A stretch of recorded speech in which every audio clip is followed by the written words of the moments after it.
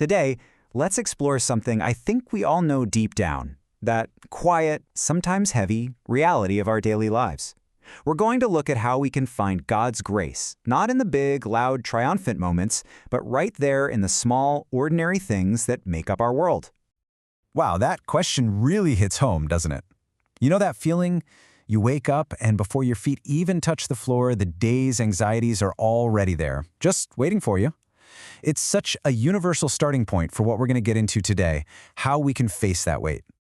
So our journey begins in that really special, quiet moment, just before the dawn, a time that feels almost suspended, perfect for a little reflection. I want you to just picture this. A woman, let's call her Anna, walking barefoot into her kitchen. The whole house is completely still. And outside, the sky is just starting to shift from that deep black to a dark, peaceful blue. There's this profound stillness here, almost like an invitation to just be present before the day really starts to rush in. But even in this peaceful quiet, the weight of the day, well, it can start to creep in, can't it? So let's take a moment and just acknowledge that burden. This quote captures such an honest feeling. We can truly believe that every day is a gift from God, while at the same time we have to admit that some days just feel incredibly heavy. It's so important to know that this struggle is a real, valid part of our spiritual journey. It's okay. And you know, this isn't some abstract feeling. This weight comes from very real things. The constant pressure of bills, the challenges that come with raising our children, those fears that we sometimes can't even put a name to, and that physical tension that just settles right into our shoulders. This journey isn't about pretending these things don't exist. It's about bringing them into the light. Okay, so this is the pivot. This is the big turn. After sitting with all that heaviness, a reflection makes a really crucial shift. It introduces this core idea that grace isn't something that just shows up after the struggles are over. No, it's present right in the middle of them. And this is so key. The central realization is that grace runs through all of it. It's not just for the sunny, easy, joyful moments. It actually runs right through the difficult and the heavy stuff too, quietly breaking through the darkness when we least expect it.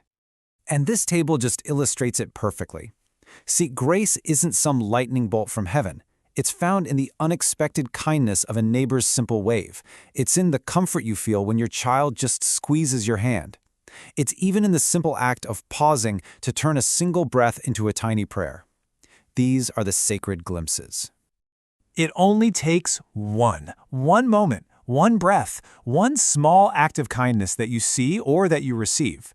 That single tiny instant is often enough to shift our entire perspective. It can change the whole texture of the day from a burden we have to carry to a blessing we get to receive.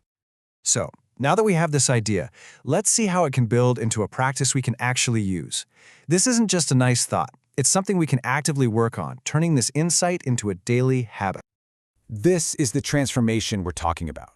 By learning to look for these small moments of grace, we can fundamentally change our relationship with the day ahead. Now, the heaviness doesn't necessarily just vanish into thin air, but it's no longer the whole story. The day becomes what it was always meant to be, the sacred, simple gift of today. So how do we actually do this?